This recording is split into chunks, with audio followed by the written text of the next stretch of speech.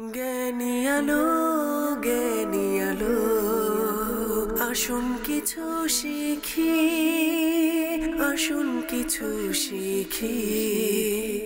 আলহামদুলিল্লাহি রাব্বিল আলামিন আসসালাতু ওয়াসসালামু আলা সাইয়্যিদিল মুরসালিন আম্মা বা'দু ফাউযু বিল্লাহি মিনাশ শাইতানির রাজিম বিসমিল্লাহির রহমানির রহিম আসসালাতু ওয়াসসালামু আলাইকা ইয়া রাসূলুল্লাহ ওয়া আলা আলিকা ওয়া আসহাবিকা ইয়া হাবিবাল্লাহ আসসালাতু ওয়াসসালামু আলাইকা ইয়া নবিয়াল্লাহ ওয়া আলা আলিকা ওয়া আসহাবিকা ইয়া নূরাল্লাহ। মাদানী চ্যানেলের দর্শক শ্রোতা, আরও একবার উপস্থিত হয়েছে মাদানী চ্যানেলের অনুষ্ঠান আসুন কিছু শিখি। এই অনুষ্ঠানে যে যেখান থেকে আমাদের অনুষ্ঠান দেখছেন, দূরে কিংবা কাছে, সকল দর্শককে জানাই আন্তরিক মোবারকবাদ। নবী আকরাম সাল্লাল্লাহু তাআলা আলাইহি ওয়াসাল্লামের আলিশান ফরমান, যে ব্যক্তি জুমার দিনে আমার উপর ৮০ বার দুরূদ শরীফ পাঠ করবে, আল্লাহ তাআলা ওই ব্যক্তির ৮০ বছরের গুনাহকে ক্ষমা করে দিবেন। সাল্লু আলাল হাবিব সাল্লাল্লাহু তাআলা আলা মুহাম্মদ সাল্লাল্লাহু তাআলা আলাইহি ওয়াসাল্লাম। দর্শক শ্রোতা, আমরা আসুন কিছু শিখি অনুষ্ঠানে আপনাদেরকে এই অনুষ্ঠানে তিনটি সেগমেন্ট আপনাদেরকে দেখানোর চেষ্টা করি। আমরা দোয়া শেখানোর ব্যবস্থা রেখেছি, এই অনুষ্ঠানে সুন্নত শেখার ব্যবস্থা রেখেছি আলহামদুলিল্লাহ। আজকেও আমরা এই অনুষ্ঠানে দোয়া শিখব, সুন্নত শিখব। ভালো ভালো নিয়ত সহকারে অনুষ্ঠান দেখতে বসি। আমরা ঘরের ছোট যারা আছে তাদেরকে নিয়ে বসি। এরপরে আমাদের ঘরের মধ্যে বাচ্চাদেরকে আমরা বসিয়ে দেই অনুষ্ঠান দেখার জন্য, যাতে করে আমরা নিজেরাও শিখতে পারি এবং আমাদের ঘরে ছোট যারা আছে তারাও যেন শিখতে পারে এই অনুষ্ঠান থেকে কিছু। আজকেও নিয়মিত আমাদের মেহমান আমাদের শরীফ আত্তারি মাদানী ভাই আমাদের সাথে রয়েছেন। শরীফ ভাই, আপনি কেমন আছেন? আলহামদুলিল্লাহ আলা কুল্লি হাল। আপনি কেমন আছেন? আলহামদুলিল্লাহ রাব্বিল আলামিন। আল্লাহ তাবারাক ওয়া তাআলা ভালো রাখুক, সবাইকে ভালো রাখুক, দোয়া করি। আজকে আমরা শুরুতেই সেগমেন্টের নাম দেখে নিই। হ্যাঁ, ফার্স্ট যে সেগমেন্ট রয়েছে সেগমেন্টের নাম দেখব, এরপরে ইনশাআল্লাহ তাআলা জানবো। শরীফ ভাই থেকে কথা বলবো আমরা, কিছু কথা শরীফ ভাই থেকে জানারও আমরা চেষ্টা করব। জি, আমাদেরকে ফার্স্ট সেগমেন্টের নাম দেখিয়ে দিন। আসুন কিছু শিখি আসুন কিছু শিখি। মাশাআল্লাহ। দর্শক শ্রোতা, আজ আমরা দোয়ার ভান্ডার এই সেগমেন্টে খুব সুন্দর একটি দোয়া নিয়েছি আপনাদেরকে জানানোর জন্য, শেখানোর জন্য। অনেক সময় মাদানী চ্যানেলে অনেক দর্শকের কল আসে বা SMS আসে, বদ নজর থেকে কিভাবে সুরক্ষা পাওয়া যায়, বদ নজর থেকে কিভাবে বাঁচতে পারবো আমরা। হ্যাঁ, বদ নজর এটা হতেই পারে। আজকাল সমাজের মধ্যে বদ নজর কখন কিভাবে কার উপরে লাগে কেউ বলতে পারে না। বদ নজর লাগতেই পারে, বদ নজরে কার উপরে আসতেই পারে। তো বদ নজর থেকে বাঁচার, বদ নজরের যে সুরক্ষা রয়েছে, কিভাবে সুরক্ষিত থাকবো আমরা বদ নজর থেকে, এটারও কোরআনে পাকের মধ্যে আল্লাহ তাবারক ওয়া তাআলা দোয়া ইরশাদ করেছেন, অর্থাৎ আয়াতে কারিমা নাজিল করা হয়েছে। আর এমন একটা দোয়া আজ আপনাদেরকে আমরা শেখানোর চেষ্টা করব। শরীফ ভাই, বদ নজর থেকে সুরক্ষার দোয়া শিখবো আজকে, তাই না? শরীফ ভাই আমাদের সাথে রয়েছেন, আমাদেরকে এই দোয়া শিখাবেন। আমরা মনোযোগ সহকারে শিখি এবং মুখস্থ করি। আমরা দুই একটা কল নেই এই অনুষ্ঠানে, যাতে করে আপনারা যে শিখলেন সেটার যেন একটু আপডেট আমরা পেয়ে যাই। এজন্য দুই একটা কল আমরা শুনি, আর অনুষ্ঠানের সময় সংক্ষিপ্ত থাকে। শরীফ ভাই, দোয়াটা আমাদেরকে শুনিয়ে দিন, কতটুকু ছোট বড় শুনে নেই আমরা। জি। আলহামদুলিল্লাহ রাব্বিল আলামিন ওয়াসসালাতু ওয়াসসালামু আলা সাইয়্যিদিল মুরসালিন আম্মা বাদ। আজকে যে আমরা দোয়া নিয়েছি সেটা হচ্ছে বদনজর লাগলে পড়ার দোয়া। এই দোয়াটা আলহামদুলিল্লাহ রাব্বিল আলামিন, সেটা পবিত্র কোরআন কারিমে সূরাতুল কলম 29 পারা রয়েছে। এই সূরা কলমের 51 নং আয়াতের মধ্যে এই আয়াতে কারিমাটা রয়েছে।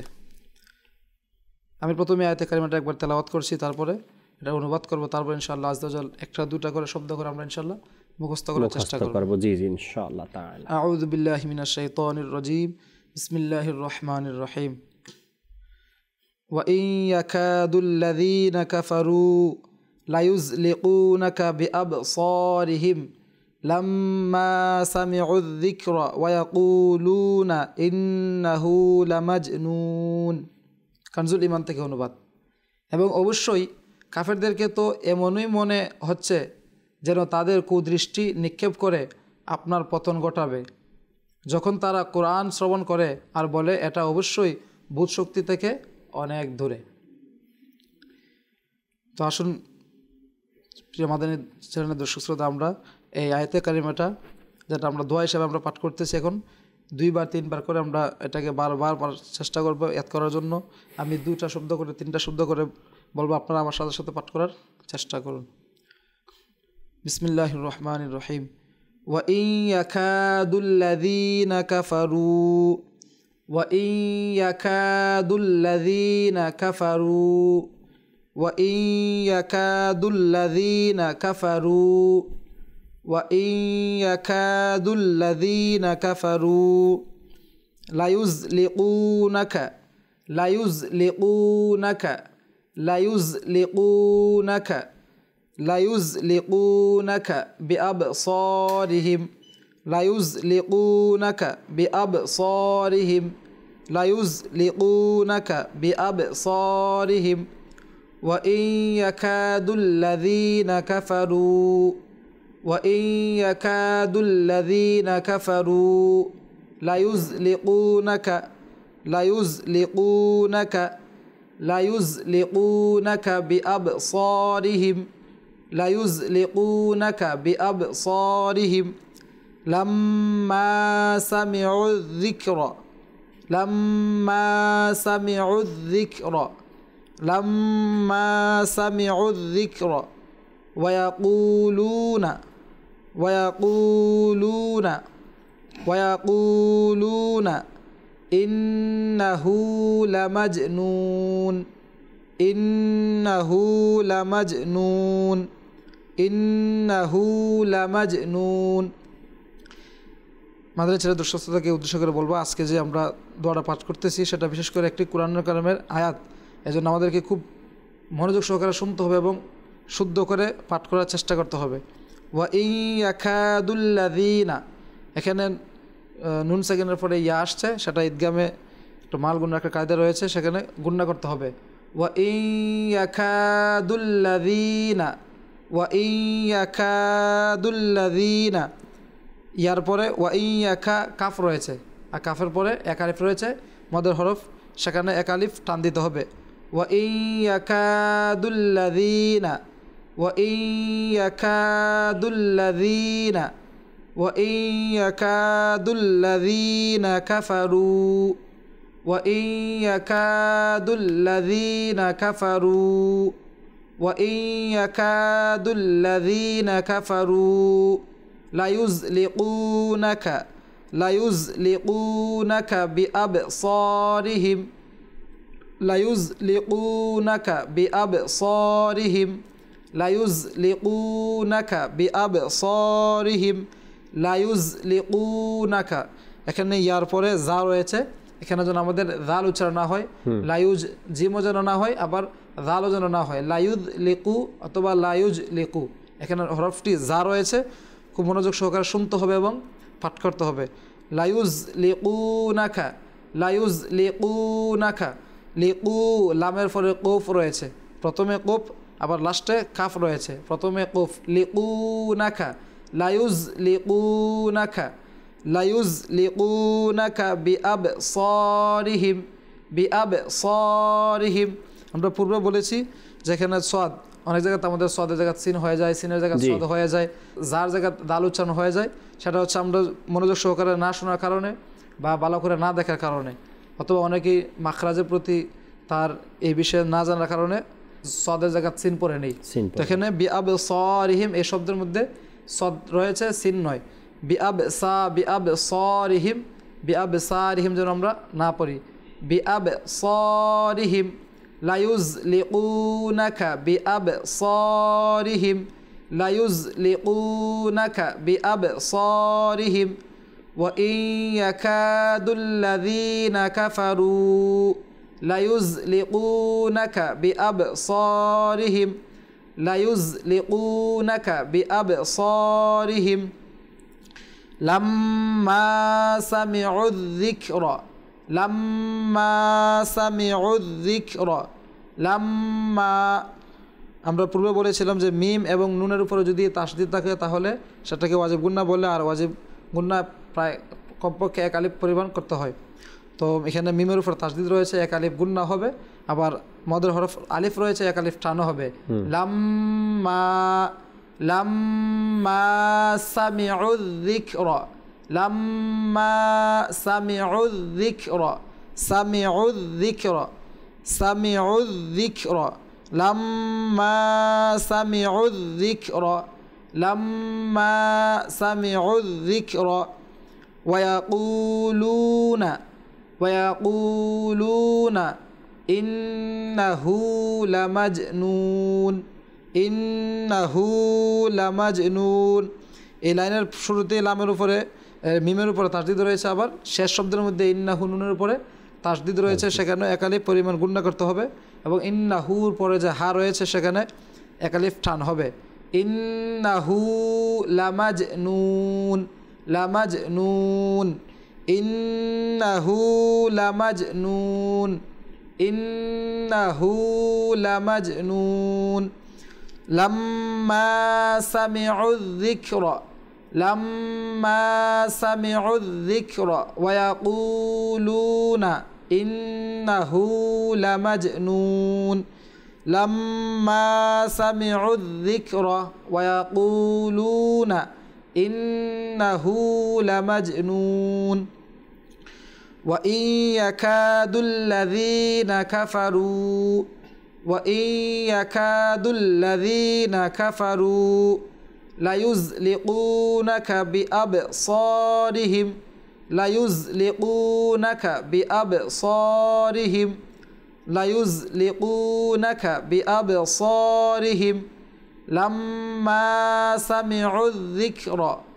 لما سمعوا الذكر ويقولون إنه لمجنون।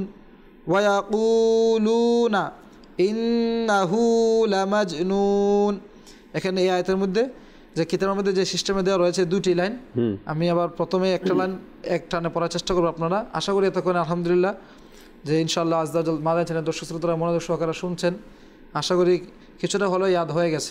সেই জন্য এখন আমরা দুইটা লাইনের মধ্যে এক লাইন এখন আমি প্রথমে 2-3 বার পাঠ করার চেষ্টা করবো, আপনারা মনোযোগ সহকারে চেষ্টা করবেন একটি লাইন আমার সাথে সাথে পাঠ করার জন্য। আরে খুব সহজ আছে, ছোট আছে, অন্যান্য দিনের তুলনায় আজকের দোয়াটা ছোট আছে এবং সহজ আছে। 29 পারা সূরা কলাম আপনি ওপেন করেন, 51 নং আয়াত। হ্যাঁ, আয়াত নাম্বার 51। আচ্ছা 51। আচ্ছা। وإن يكاد الذين كفروا ليزلقونك بأبصارهم وإن يكاد الذين كفروا ليزلقونك بأبصارهم وإن يكاد الذين كفروا ليزلقونك بأبصارهم لما سمعوا الذكر ويقولون إنه لمجنون لما سمعوا الذكر ويقولون إنه لمجنون لما سمعوا الذكر ويقولون إنه لمجنون وإن يكاد الذين كفروا ليزلقونك بأبصارهم لما سمعوا الذكر। এখানে রর উপরে জবর রয়েছে, আমরা পূর্বে বলেছি রর 7টি অবস্থা রয়েছে যেখানে র মোটা করে পড়তে হয়, পুর করে পড়তে হয়। এর মধ্যে প্রথম যে নিয়ম রর উপরে জবর থাকলে, তো সামিউয যিকরা আমরা অনেকেই যিকরা পড়ে নেই, আমরা খেয়াল করবো এখানে যিকরা হবে লাম্মা সামিউয যিকরা লাম্মা সামিউয যিকরা লাম্মা সামিউয যিকরা।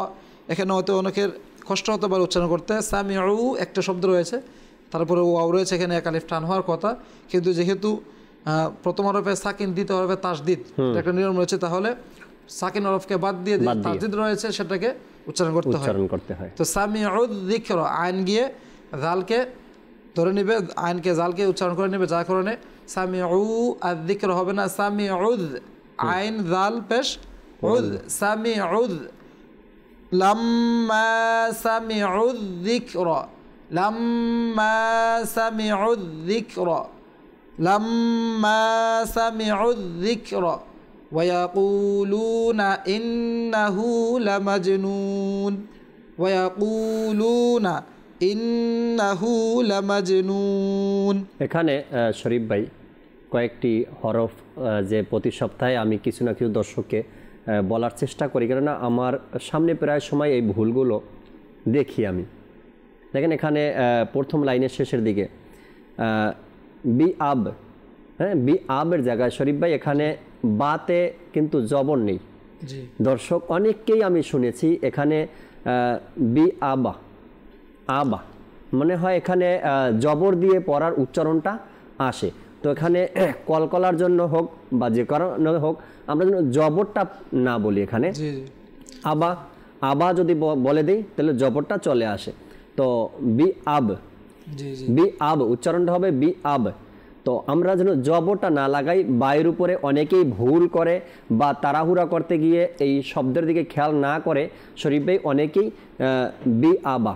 জি এমন কিতাবের মধ্যে হ্যাঁ। এই কলকলার বিষয়ে বলা হয়েছে জি যে কলকলা হরফ কলকলা আদায় করতে গিয়ে যেন জবর অথবা পেশের দিকে ইঙ্গিত করা না হয়। না হয়, বি আবে এমনভাবে যেন আমরা কলকলা না করি যেন এটা জবর অথবা পেশের দিকে ইঙ্গিত হয়ে যায়। জি, বি আবে স এরকম যেন না হয়। বি আব সরিহিম, বি আব সরিহিম। জি জি জি। এরপরে আরও অনেকগুলো এখানে হরফ আছে যেগুলো আমাদের অনেক সময় ভুল হয়ে যায় বা জের জবর পেশের দিকে আমাদের খেয়াল থাকে না, তাড়াহুড়ো করতে যাই, টান যে আছে এক আলিফ বা তিন আলিফ টান বা চার আলিফ টান, এগুলোর দিকে আমাদের খেয়াল থাকে না। খেয়াল না থাকার কারণে দর্শক শ্রোতা আমরা ভুল উচ্চারণটা করতেই থাকি সব সময়ের জন্য। তো এমন যেন না হয়, আমরা দোয়া পাঠ করব, তবে ধীরে সুস্থে সুন্দর মতো মুখস্থ করে যেন আমাদের ভুলগুলো দূর হয়ে যায়। আর এই যে অনুষ্ঠান আসুন কিছু শিখি কেন নেওয়া হয়েছে, যাতে করে আমরা কিছু শিখতে পারি, ভালো মতো শিখতে পারি, সঠিকভাবে যেন শিখতে পারি। আর দুই একবার বলে আর একবার অর্থটা জানিয়ে দেন দর্শককে, এরপর আমরা দ্বিতীয় সেগমেন্টের দিকে যাব ইনশাআল্লাহ। বিসমিল্লাহির রহমানির রহিম। ওয়া ইয়াকাদুল্লাযীনা কাফারু, এখানে শুরুতেই ওয়ার পরে হামজা রয়েছে, এখানে উচ্চারণ করতে ওয়াই যেন আমাদের হামজার মধ্যে ইয়া উচ্চারণ না চলে আসে।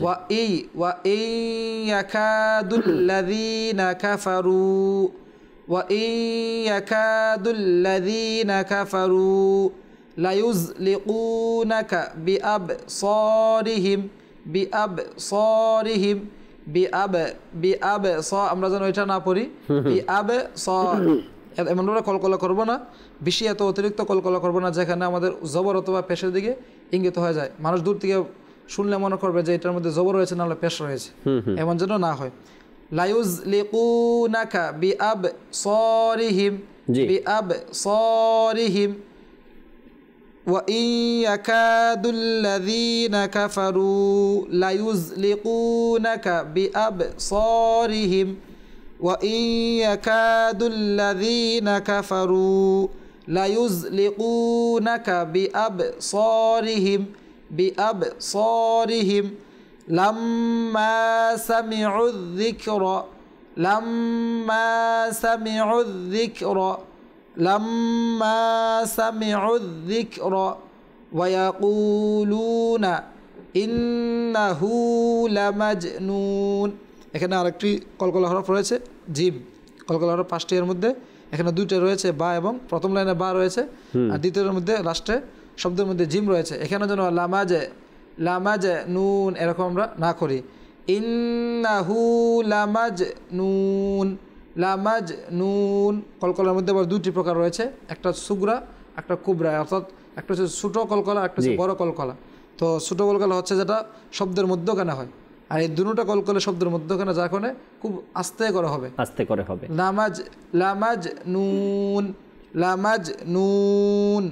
আর এটা হচ্ছে রাষ্ট্রের যেটা মদ, সেটা মধ্যে আরিস, এটা কমপক্ষে 3 আলিফ করে আপনি টান দিতে পারেন। ইন্নাহু লামাজনুন, ইন্নাহু লামাজনুন ওয়া ইয়াকাদুল্লাযীনা কাফারু লায়ুযলিকুনাকা বিআবসারিহিম লাম্মা সামিউয যিকরা ওয়া ইয়াকুলুনা ইন্নাহু লামাজনুন। খানজুল ইমান থেকে অনুবাদ। এবং অবশ্যই কাফেরদেরকে তো এমনই মনে হচ্ছে যেন তাদের কুদৃষ্টি নিক্ষেপ করে আপনার পতন ঘটাবে। তখন তারা কোরআন শ্রবণ করে আর বলে এটা অবশ্যই ভূত শক্তি থেকে অনেক দূরে। আহা, আল্লাহ তাবারক ওয়া তাআলা নবী পাক সাল্লাল্লাহু আলাইহি সাল্লামের প্রতি যে আয়াতে কারিমা নাজিল করেছেন, আর এর মধ্যে বদ নজর কুনজর থেকে বাঁচার জন্য ফজিলত সম্পর্কে আমরা জানলাম, এর তর্জমাও শ্রবণ করলাম। আমরা অনেক সময় বলি কি আমার ছেলের উপরে বদনজর লেগেছে বা আমার ঘরে বদনজর আসছে, এভাবে অনেকের অনেক থাকে অভিযোগ। তো আমরা এই বদ নজর থেকে বাঁচার জন্য, বদ নজর থেকে রক্ষা পাওয়ার জন্য আমরা যেন এই দোয়াটা সবসময় পাঠ করি। দর্শকের কিছু কল আছে আমাদের সাথে, আমরা কলগুলো শুনি, এরপর ইনশাআল্লাহ তাআলা পরবর্তী সেগমেন্টের দিকে যাব। জি, আমাদেরকে দর্শকের কল শুনিয়ে দিন। আমার নাম মোহাম্মদ আশরাফুল ইসলাম, আমি ঢাকা থেকে বলছি। আজকের অনুষ্ঠান আসুন কিছু শিখি, এই অনুষ্ঠানে আমি ঘুমের দোয়া বলতে চাই। আল্লাহুম্মা বিইসমিকা আমুতু ওয়া আহইয়া। মাশাআল্লাহ, মাশাআল্লাহ, চেষ্টা করেছেন আপনি ঘুমের দোয়া শোনানোর জন্য, খুব সুন্দর হয়েছে, ভালো হয়েছে। আশা রাখি প্রতিদিন এই দোয়া পাঠ করবেন ইনশাআল্লাহ তাআলা। এখানে জাকির ভাই, জি, বিসমিকা, এটা এখানে যে হামজারা রয়েছে এটা হামজা ওয়াসলি বলে। যখন আমরা মিলে পড়বো আমরা বলছিলাম ওই হামজারার উচ্চারণ হবে না, আল্লাহুম্মা বিসমিকা, হামজারা উচ্চারণ হবে না, আল্লাহুম্মা বিসমিকা আমুতু ওয়া আহইয়া। জি জি, এটা আমাদেরকে খেয়াল রাখতে হবে। জি, পরবর্তী কল দেন আমাদেরকে, কল শুনি। আমার নাম মোহাম্মদ আব্দুর রহমান, আমি নীলফামারী থেকে বলছি। মাশাআল্লাহ, মাদানী চ্যানেলের অনুষ্ঠান আসুন কিছু শিখি অনেক সুন্দর একটি অনুষ্ঠান। এই অনুষ্ঠান থেকে আমরা অনেক কিছু শিখতে পারি। আমি আজকে একটি দোয়া শোনাতে চাচ্ছি, ঘর থেকে বের হওয়ার দোয়া। বিসমিল্লাহি তাওয়াক্কালতু আলাল্লাহ লা হাওলা ওয়ালা কুওয়াতা ইল্লা বিল্লাহ। আল্লাহ, মাশাআল্লাহ, ধন্যবাদ। খুব সুন্দর দোয়া শুনিয়েছেন আমাদেরকে, আমাদের অনুষ্ঠানে সঙ্গ দেওয়ার জন্য, অনুষ্ঠানের সাথে থাকার জন্য ধন্যবাদ জানাই আপনাদেরকে। আমাদের দ্বিতীয় সেগমেন্টের দিকে আমরা যাব, সেগমেন্টের নাম দেখব, এরপর ইনশাআল্লাহ তাআলা সেগমেন্ট শুরু করব। আজকে কোন সুন্নাত শেখাবো তাও আপনাদেরকে জানাবো ইনশাআল্লাহ তাআলা। আমাদেরকে দ্বিতীয় সেগমেন্টের নাম দেখিয়ে দিন। আসুন কিছু শিখি, আসুন কিছু শিখি। মাশাআল্লাহ, সুন্নাতে নববী সাল্লাল্লাহু তাআলা আলাইহি ওয়াসাল্লাম। আর এক এক সপ্তাহে এক একটি সুন্নাত নিয়ে আমরা আলোচনা করি, আপনাদেরকে শেখানোর চেষ্টা করি, দেখানোর চেষ্টা করি। আজকেও ইনশাআল্লাহ তাআলা একটি সুন্নাত নিয়েছি, যা প্রতিটা ব্যক্তি চাইলেই এই সুন্নাতের উপরে আমল করতে পারে যদি তার ইচ্ছা থাকে। আজকের আমরা সুন্নাতে নববীতে এই সেগমেন্টের মধ্যে যে সুন্নাত নিয়েছি তা বসার সুন্নাত। বসতে গেলে অনেকগুলো সুন্নাত অনুসরণ করতে পারে, সুন্নাত ও আদব রয়েছে। সুন্নাতের পাশাপাশি কিন্তু আদবেরও একটা ব্যাপার রয়েছে এখানে। তো সুন্নাতের উপর আমল করব আর আদবের প্রতি আমরা খেয়াল রাখব, যাতে করে সুন্নাতের উপর আমল করতে গিয়ে আমরা আদবের প্রতিও খেয়াল রাখতে পারি। সুন্নাতের উপর আমল করলাম কিন্তু কারোর সাথে বেয়াদবি হয়ে গেল, তো এটাও ক্ষতিকর। যেমন রসুলের মোহাব্বত আমাদের অন্তরে আছে, আমরা নিজের জীবনের চাইতেও আমার নবীকে ভালোবাসি। এখন সেই নবীর রওজাতে গিয়ে যদি আমার বেয়াদবি হয়ে যায়, তবে ভালোবাসার কি প্রমাণ এখানে?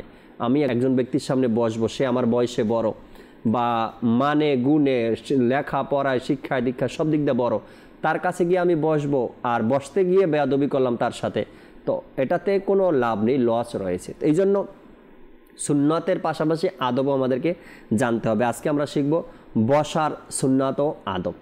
প্রিয় নবী সাল্লাল্লাহু তাআলা আলাইহি ওয়াসাল্লাম ইরশাদ করেন, যারা অনেকক্ষণ কোনো জায়গায় বসলো আর আল্লাহ পাকের জিকির, নবী পাক সাল্লাল্লাহু আলাইহি সাল্লামের প্রতি দুরূদ পাঠ করা ব্যতীত সেখান থেকে পৃথক হয়ে গেল, তারা ক্ষতি করলো। যদি আল্লাহ পাক চান আযাব দিবেন আর চাইলে ক্ষমা করে দিবেন।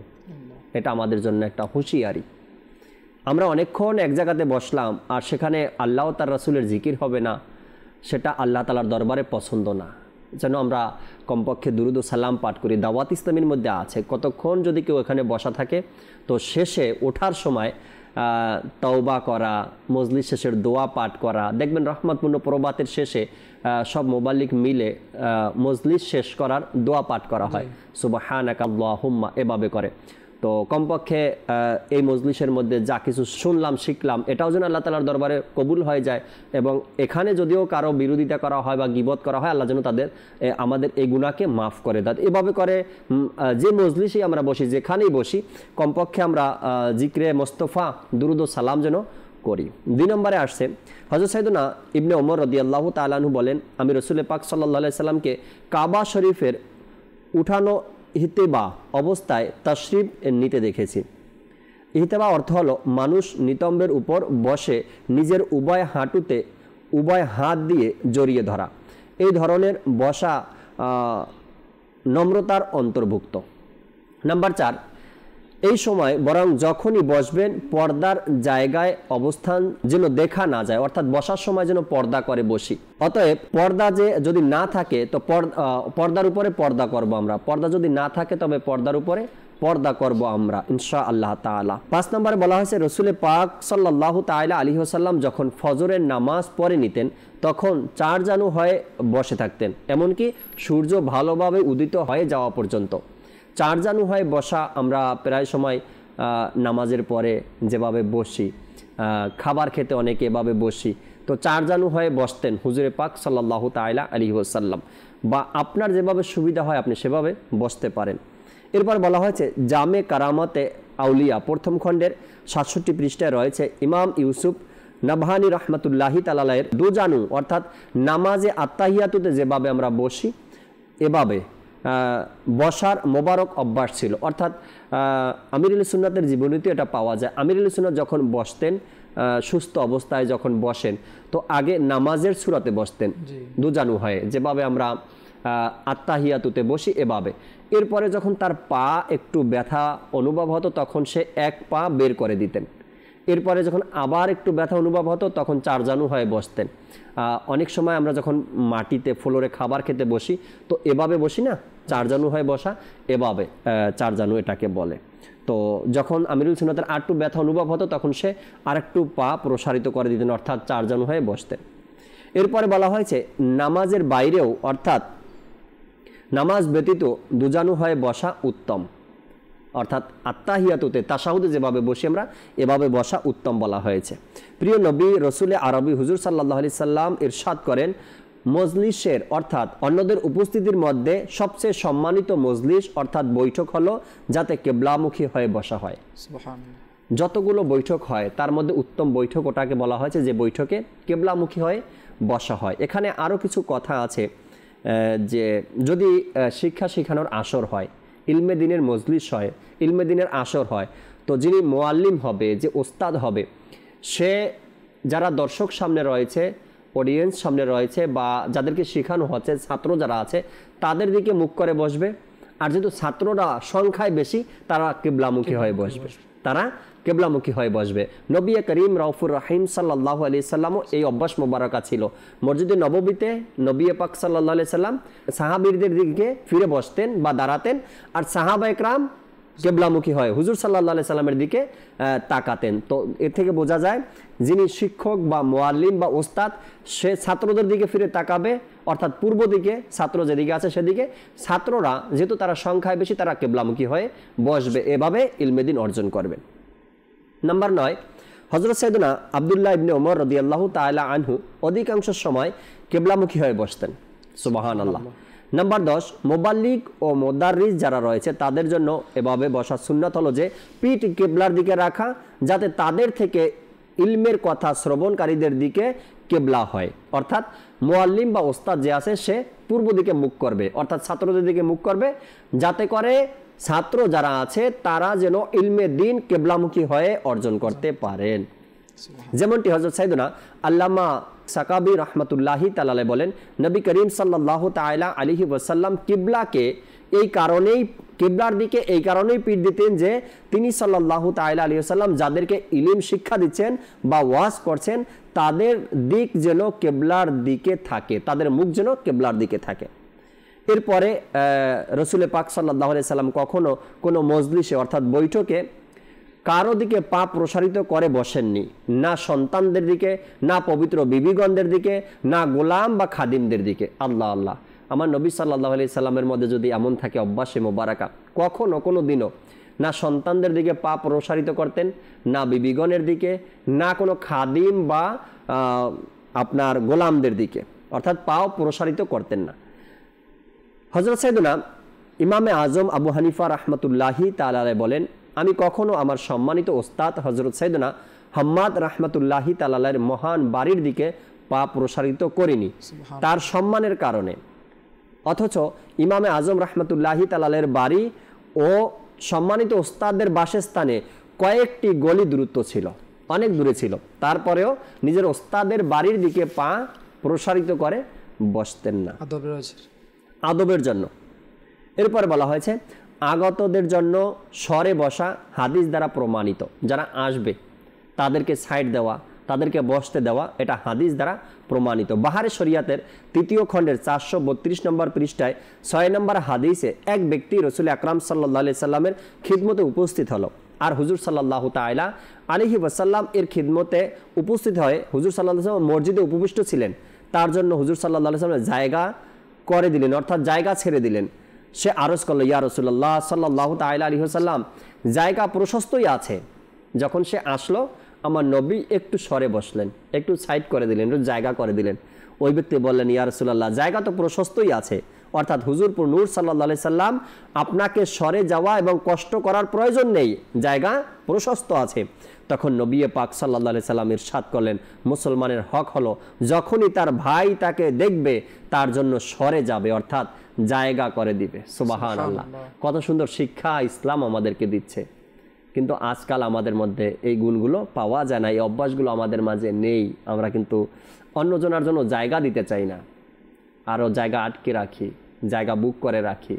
অনেক সিস্টেম বের হয়েছে, অনেক বুদ্ধি বের হয়েছে মানুষের মাথায়। যে জায়গাটা ভালো পরিষ্কার সেখানে আগে বসতে আমরা চেষ্টা করি। কুবুদ্ধি মানুষের মাথায়, কুবুদ্ধি আসছে। কিন্তু ইসলাম তো আমাদেরকে সুপরামর্শ দিচ্ছে, ইসলাম আমাদেরকে সঠিক কথাগুলো জানানোর চেষ্টা করছে, কিন্তু আমরা সেটা গ্রহণ করছি না। আল্লাহ আমাদেরকে হিফাজত দান করুক। আজকাল তো আপনার দেখা গেছে যদি সাধারণ মানুষের জন্য জায়গা রাখা হয়, যেমন আপনি বিভিন্ন যানবাহন হোক, যে সিটগুলো বিক্রি করা হয় না, যে উঠবে সেই সিটে বসবে। তো দেখা গেছে আমি একা উঠছি, আমার সামনের স্ট্যান্ড থেকে 5 জন বন্ধু উঠবে, তো আমি কি করি 5টা সিট আগে দখল করে রাখি সামনের দিকে। ভালো, এখন গাড়িতে কোনো মহিলা উঠলো বা কোনো বৃদ্ধা লোক উঠলো বা কোনো বৃদ্ধ উঠলো, কোনো অসুস্থ ব্যক্তি উঠলো বা মুরব্বী উঠলো, আমার কোনো পরোয়াই নেই, আমি সিট দখল করে রাখছি। বা অনেক সিস্টেম এখন মানুষের কুবুদ্ধি, চাদর দিয়ে রাখে বা নিজের ব্যাগ রাখে, যেন কেউ উঠে এই জায়গা দখল করতে না পারে। কিন্তু আদব তো রোগীদের জন্য সিট ছেড়ে দেওয়া। আমার ইসলামের মধ্যে ইসলামের সৌন্দর্য মা বোনদের জন্য জায়গা করে দেওয়া, সিট ছেড়ে দেওয়া, বয়স্ক লোক যারা আছে তাদের সম্মানে আদবে নিজের জায়গাটা ছেড়ে দেওয়া, এগুলো তো আদব শিক্ষা দিচ্ছে ইসলাম আমাদেরকে। তো এর প্রতি আমাদের খেয়াল রাখা উচিত। এরপরে বলা হয়েছে নবী করিম সাল্লাল্লাহু তাআলা আলাইহি ওয়াসাল্লাম ইরশাদ করেন, যখন তোমাদের মধ্যে কেউ ছায়ায় বসে অতঃপর ছায়া সেখান থেকে সরে যায় আর সে কিছু রোদ ও কিছু ছায়ায় রয়ে যায়, তবে তার উচিত সেখান থেকে উঠে যাওয়া। অনেক সময় হয় এরকমের, আমরা গাছের ছায়াতে বসি বা ঘরের ছায়াতে বসি, এমন সময় দেখা যায় সূর্য আস্তে আস্তে পশ্চিম আকাশে চলে যায় আর রোদ আর ছায়া এর মাঝ বরাবর ওই ব্যক্তি চলে আসে। হাদিসে পাকের মধ্যে এটা নিষেধ করা হয়েছে, অর্ধেক ছায়ায় অর্ধেক রোদে বসা নিষেধ রয়েছে। তার উচিত হয়তো সম্পূর্ণ রোদে গিয়ে বসা, না হয়তো সম্পূর্ণ ছায়ায় চলে আসা। শীতের দিনে কাজটা একটু বেশি হয়। শীতের দিনে কাজটা কেমন বেশি হয়, দেখা গেছে নিজের ঘরের বারান্দা দিয়ে একটু রোদ পড়ছে, তো আমি গোসলের পরে বা শীতের সকালে একটু করে গিয়ে রোদে বসতে চাই। তো রোদে বসতে হলে সম্পূর্ণ রোদ আমার গায়ে আসে না, যেহেতু আমি বেলকানি থেকে বা বারান্দা থেকে রোদের রোশনি পাচ্ছি, সম্পূর্ণ রোদ আসে না। কিন্তু এটা নিষেধ করা হয়েছে। যদি আপনাকে বেশি রোদের প্রয়োজন হয় তো আপনি ছাদে চলে যান, যেখানে অনুমতি আছে সেখানে গিয়ে আপনি সুন্দর মতো বসেন, একটু রোদ নেন। রোদ প্রয়োজন আছে, আমাদের শারীরিক অবস্থার জন্য রোদ প্রয়োজন আছে।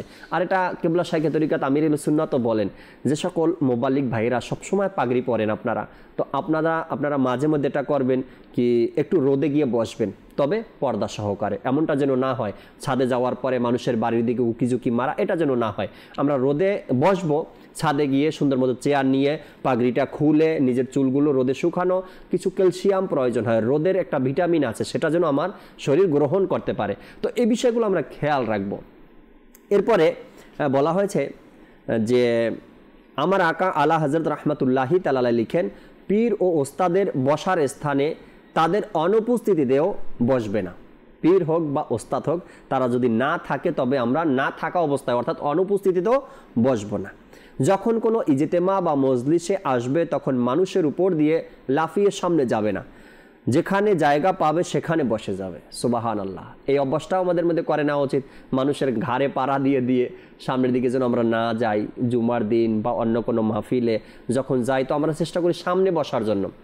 তো এতে করে এতগুলো মানুষকে ওভারটেক করে তারপরে আমাকে সামনে যেতে হয়। এই দিকটাও যেন আমরা খেয়াল রাখি। শেষ একটা মাদানী ফুল পর্ব এখানে, যখনই বসবেন জুতা খুলে বসুন, আপনার পা আরাম পাবে। এটা আমি অনেকবার দেখেছি। অনেক মানুষ আমরা সফর করি, 5-10 ঘন্টার সফর হয়। ঢাকা থেকে যদি কেউ উত্তরবঙ্গে যায় তো 10 ঘন্টা 8 ঘন্টার সফর। এত সময় যদি আপনি শু পায়ে পরে থাকেন তো এতে করে আপনার দুর্বলতা চলে আসবে। বলা হয়েছে আপনি জুতা খুলে বসেন, এতে আপনার শারীরিক অবস্থা ভালো থাকবে, আপনি সতেজ থাকবেন। জুতা খুলে বসা ভালো, এতে করে আরাম পাবেন, আপনি ভালো থাকবেন।